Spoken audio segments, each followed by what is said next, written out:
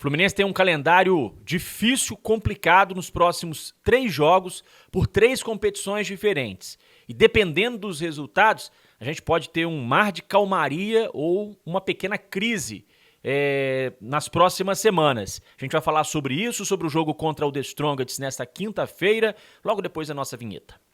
Meus amigos, grande abraço para vocês, muito obrigado mais uma vez. Eu gosto sempre de agradecer a sua presença, a sua amizade, a sua audiência, esse é o canal Ligados no Flu e eu sou o Rodrigo Dias, sou jornalista esportivo. A gente vai falar agora muito sobre Libertadores da América, sobre a projeção para esses próximos 3 jogos do Fluminense em uma semana, né? Desta quinta-feira até a quinta da semana que vem, o Fluminense terá 3 jogos muito importantes que vão definir aí as próximas semanas, os próximos meses. E até mesmo uma necessidade, quem sabe, urgente de contratar reforços na próxima janela de transferências. Tudo vai depender desta semana, desses 3 jogos. Por que eu digo isso? O Fluminense tem esse jogo contra o The Strongest, que apesar de não ser um jogo que pode mudar a classificação do Fluminense no grupo, o Fluminense está folgado com 6 pontos de vantagem para o segundo colocado, né, que é o próprio The Strongest. Depois a gente tem aí o River Plate, o Sporting Cristal, todos com 3 pontos, mas uma derrota do Fluminense e uma vitória, por exemplo, do River sobre o Sporting Cristal, colocaria pressão sobre o Fluminense, porque na rodada seguinte o Fluminense enfrenta o River lá no Monumental e o The Strongest pega o Sporting Cristal em casa. Ou seja, a gente pode chegar à última rodada com 3 equipes com 9 pontos. A vantagem do Fluminense é que na última rodada ele vai pegar um eliminado Sporting Cristal, enquanto que o River enfrenta o The Strongest, ou seja, um pode eliminar o outro, né? Então, mas de qualquer forma o Fluminense vai chegar pressionado na última rodada. Por isso esse jogo contra o The Strongest é um jogo complicado assim, né, da gente analisar. Uma derrota não seria um resultado anormal, não pelo desempenho do time boliviano, mas porque a gente sabe que na altitude é muito difícil jogar. A maioria das equipes que joga na altitude tem resultados adversos. A gente tem vários exemplos aí do futebol brasileiro. O próprio Fluminense, na final da Libertadores de 2008, na final da Sul-Americana em 2009, seleção brasileira contra a Bolívia nas eliminatórias para a Copa de 94, né? Então, são muitos exemplos que a gente tem. O ano passado, o Atlético Paranaense, vice-campeão da Libertadores, jogou contra o The Strongest lá na Bolívia. Perdeu de 5-0. O Ceará, na Sul-Americana, conseguiu vencer, porque o The Strongest ficou em terceiro, foi para a Sul-Americana, o Ceará venceu lá, de 2-1. Mas é um resultado raro. Então, a gente tem que estar preparado para um revés diante do The Strongest lá na Bolívia. Não que seja o desejo, né, do torcedor, mas a gente tem que estar preparado porque é um resultado que pode acontecer. Pode acontecer em função da altitude. E no próximo domingo, o Fluminense já tem um jogo contra o Corinthians pelo Campeonato Brasileiro e na quinta tem o jogo contra o Flamengo pela Copa do Brasil. O Fluminense vem de derrota no Brasileirão, precisa se recuperar e na quinta-feira tem um jogo decisivo contra o Flamengo, valendo aí uma vaga nas quartas de final da Copa do Brasil. A gente vai falar agora sobre o noticiário do Fluminense, né, que treina nesta quarta-feira, no CT Carlos Castilho.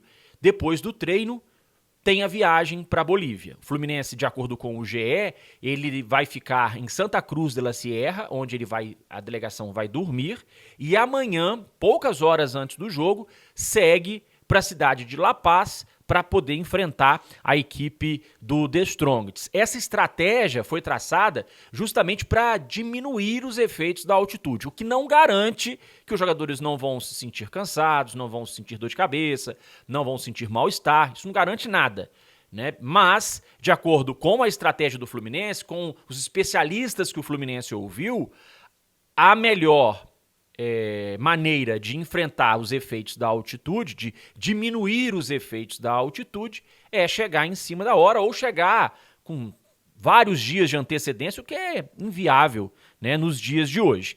Então, o Fluminense a gente já sabe que não vai ter na delegação o Marcelo, não tem o Keno, não tem o Alexander e também não deve ter o Felipe Melo. O restante da equipe que vai para a Bolívia, a gente não sabe ainda, o Fluminense não divulgou qual que é, essa relação, né, de atletas que vão para esse jogo. A gente sabe que o Cauã Elias treinou com o time principal, a gente trouxe isso ontem aqui, né, no nosso canal. É um garoto de 17 anos, a seleção sub-17, marcou 5 gols no Campeonato Sul-Americano, foi um dos artilheiros. No ano passado foi destaque em vários torneios na Europa que o Fluminense disputou, marcou 16 gols em 16 jogos, tem uma multa altíssima, é uma das grandes promessas da base do Fluminense, treinou com o time principal. Esquerdinha também tem sido testado pelo técnico Fernando Diniz no time titular do Fluminense. Precisamos aguardar para ver se o Diniz iria colocar o Esquerdinha já numa fogueira dessa, num rabo de foguete desse, contra o The Strongest lá na Bolívia. De qualquer forma, a gente observa que o Diniz vem preparando o menino para dar oportunidades para ele no futuro. Se não agora contra o The Strongest, no futuro bem próximo, o Esquerdinha pode ser uma opção para a lateral esquerda, principalmente porque a gente sabe que o Marcelo não tem condições físicas, né, de jogar 90 minutos por várias partidas seguidas. A gente tem visto isso. Não era essa a realidade do Marcelo lá na Europa, então ele não vai conseguir ter esse desempenho aqui no Fluminense. Não adianta forçar a barra.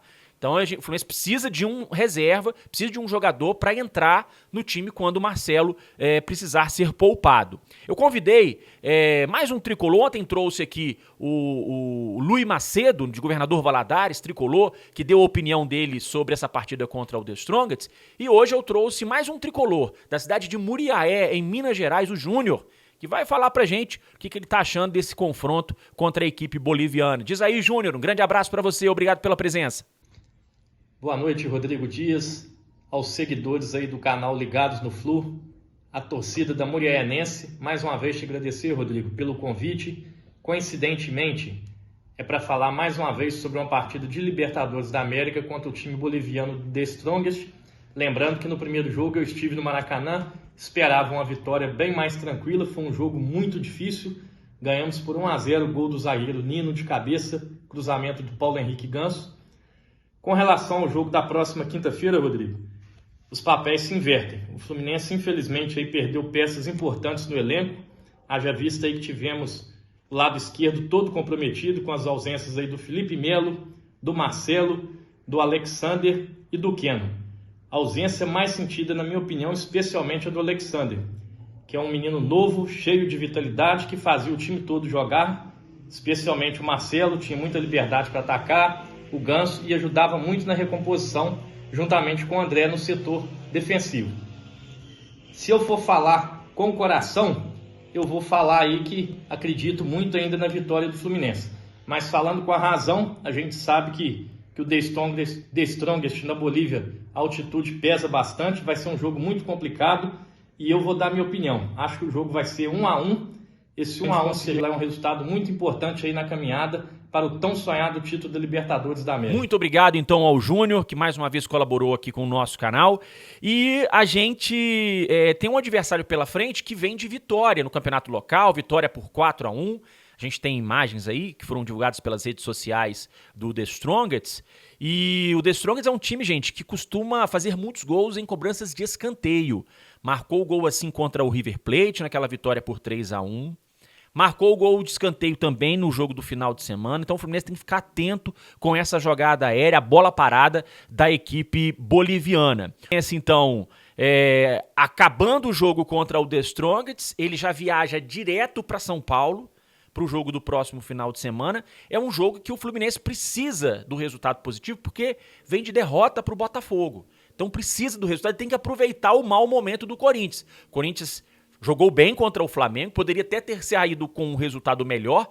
Aliás, eu acho que o Corinthians merecia, inclusive, um resultado melhor do que a derrota, né, no jogo contra o Flamengo. E agora tem esse jogo contra o Fluminense. De qualquer forma, é um Corinthians ainda que está se encontrando. E seria o momento ideal para o Fluminense vencer. O ano passado o Fluminense venceu o Corinthians lá pelo Campeonato Brasileiro por 2-0. E aí, depois desse jogo contra o Corinthians, tem o Flamengo na quinta, que é um jogo, gente, que vale muito mais do que apenas não, né?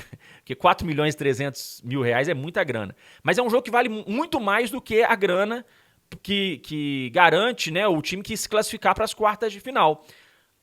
Eliminar o Flamengo significa tranquilidade. Tranquilidade.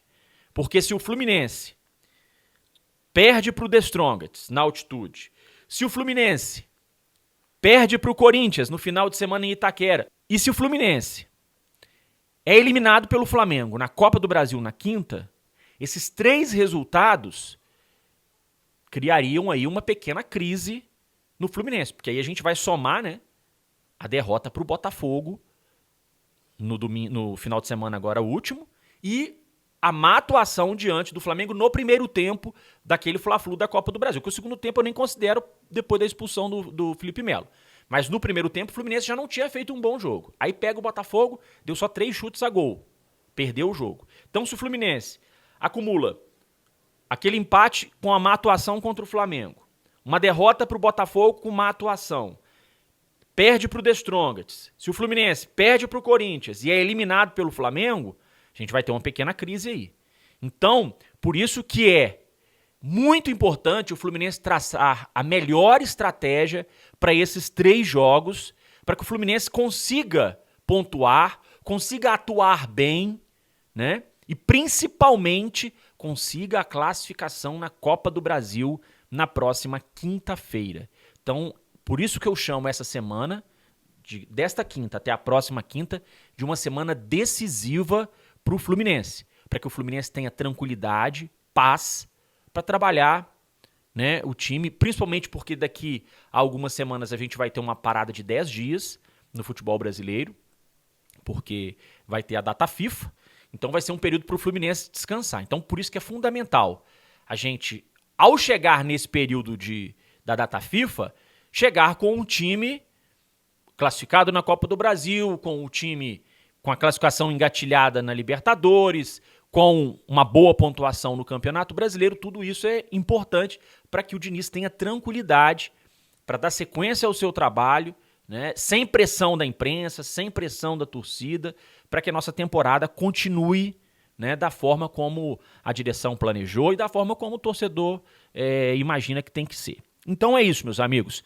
Muito obrigado mais uma vez pela sua presença. Antes de terminar, né, os tradicionais abraços para a galera que deixa o nome da cidade de onde nos acompanha. O Francisco César em Pomerode, Santa Catarina. O Geraldo Júnior em Manaus. O Manuel de Souza em São Luís. O Luciano Lima nos assiste em Campos, no Rio de Janeiro. O Francisco de Cassis em Porto Velho, Rondônia. E o Ari Silva nos acompanha em Campo Grande, no estado do Rio de Janeiro. Um grande abraço a todos, até a próxima, pessoal.